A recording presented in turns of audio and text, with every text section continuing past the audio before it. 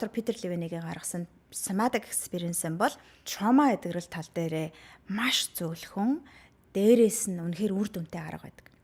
Тэгээд somatic эдгэрэл рүү орсон байгаа.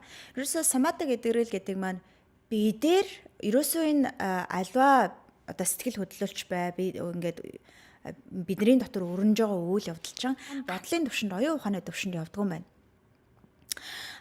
Цаа талд нь 80% ингээд бидэл байж байдаг.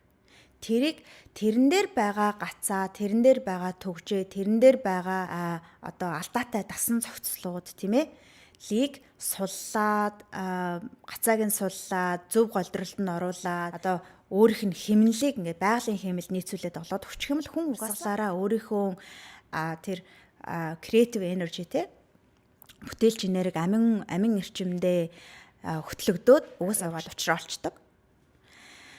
Тийм. Тэр утгаараа somatic эдгэрэл рүү орсон доо.